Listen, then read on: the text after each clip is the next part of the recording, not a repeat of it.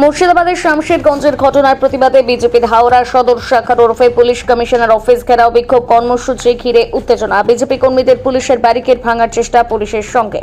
BJP কর্মীদের হাতাহাতি এবং ধস্তাধস্তি ঘিরে তুমুল উত্তেজনা ছড়ায়। হাওড়া ময়দান থেকে বিজেপির মিছিল শুরু হয়। পুলিশ কমিশনারের অফিসের অদূরে পুলিশ ব্যারিকেড করে মিছিল আটকাতে বিজেপি কর্মীদের তুমুল বিক্ষোভ শুরু হয়। জয় শ্রীরাম ধ্বনি তুলে তুমুল বিক্ষোভ দেখাতে থাকে বিজেপি কর্মীরা।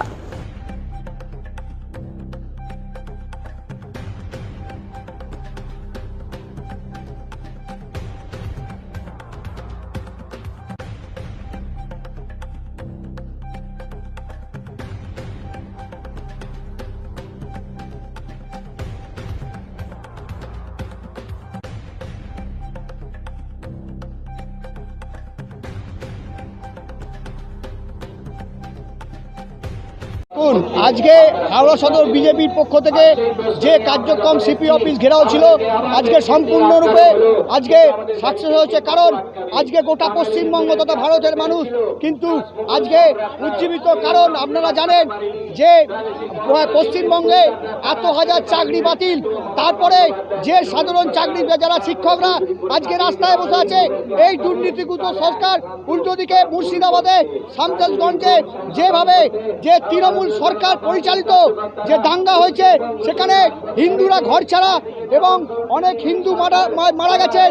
তেমনি আজকে শোকের দিন, যেখানে কাশ্মীরে পাহেলগাঁও বেছে বেছে হিন্দুদেরকে হত্যা করা হয়েছে জিহাদিরা। আজকে কাশ্মীর হোক আর পশ্চিমবঙ্গের মুর্শিদাবাদ, একই ঘটনায় হিন্দুরা তাদের টার্গেট হচ্ছে এবং এই জিহাদিদের অপশাসনের বিরুদ্ধে ভারতীয় জনতা পার্টি গোটা ভারতবর্ষের মতো হাওড়া সদরে লড়ছে এবং আগামী দিনেও যতক্ষণ না এই জিহাদিদের অপশাসন থেকে মুক্তি করব ততক্ষণ আমার এই লড়াই চলবে। অজয় মান্না, সম্পাদক, হাওড়া সদর বিজেপি। জুড়ে বিলের নামে যে জিহাদিদের আক্রমণ হিন্দুদেরকে বেছে বেছে শুরু হয়েছে, সেটা মালদা মুর্শিদাবাদ থেকে শুরু করে সাউথ 24 পরগনা হুগলিতে হাওড়া গ্রামীণও বাদ যায়নি। সেই অবস্থায় হিন্দুরা সরকারি কাছে বেছে বেছে হিন্দুদের ঘর ভাঙি লুট হয়েছে। তারা নিজের দেশেই পলায়ন করার জন্য বাধ্য হয়েছে। আর 4 ঘন্টা রাজ্য পুলিশ মুখ দর্শক হয়ে দেখছিল। বিএসএফ নেমে এই পুরো পরিস্থিতিটাকে সামাল দিল। আর পশ্চিমবাংলার নির্লজ্জ পুলিশ বলছে নাকি বিএসএফ বাইরে থেকে লোক নিয়ে এসে পাল্টা করিয়েছে। ধরা পড়ছে ওখানকার মুসলিম নেতারা যেভাবে মুসলিম তুষ্টিকরণের নামে পশ্চিমবাংলাকে জিহাদিদের হাতে মমতা ব্যানার্জি তুলে দিয়েছেন। আমরা তার প্রতিবাদ করতে আজকে হেঁটে নেমেছি। আপনারা জানেন জম্মু কাশ্মীরে আতঙ্কবাদী হামলা হয়েছে, সেখানকার আতঙ্কবাদীরা হিন্দু বেছে বেছে মর্ডার করলো। তাহলে ওর মধ্যে আর পশ্চিমবাংলায় যে ঘটনা হচ্ছে তার মধ্যে কি তফাৎ? হিন্দুদের বেছে বেছে দোকান ঘর বাড়িতে আগুন করেছে, দেখে দেখে হিন্দুদেরকে মেরে শেষ করে দিয়েছে। হরগোবিন্দ দাস, চন্দন দাসকে পিটিয়ে মেরেছে ওই কাশ্মীরের আতঙ্কবাদী। আর পশ্চিমবাংলার জিহাদিদের মধ্যে কি তফাৎ? পশ্চিমবাংলার মুখ্যমন্ত্রী পদত্যাগের দাবিতে আজকে হাওড়া জেলাতে ভারতীয় জনতা পার্টির এই আন্দোলন। এখন পশ্চিমবঙ্গের জ্বলন্ত ইস্যু সন্ত্রাসবাদ।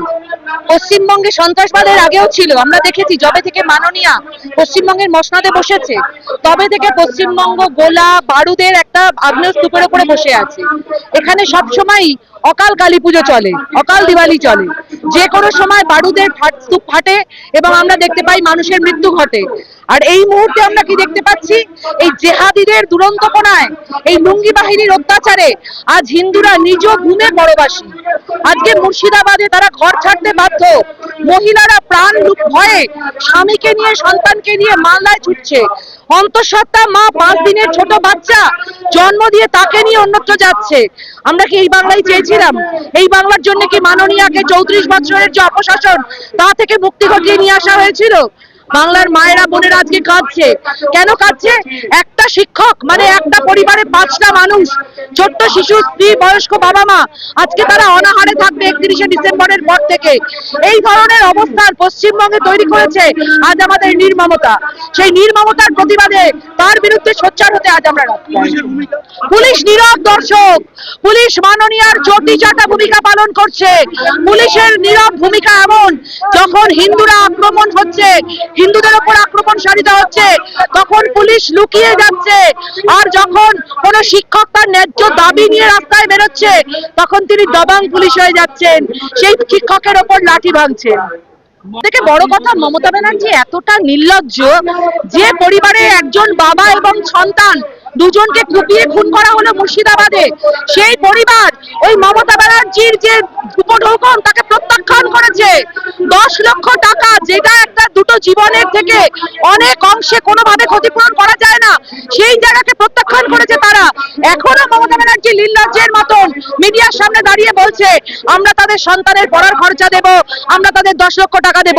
দেখুন, জেহাদিরা বলছেন মিথ্যাচার মুখ্যমন্ত্রীর মুখের ডগায়, কারণ মা সরস্বতী ওনার মুখের ডগায় বিরাজ করেন না, সেই জন্য উনি সরস্বতীর মন্ত্র ভুল বলেন।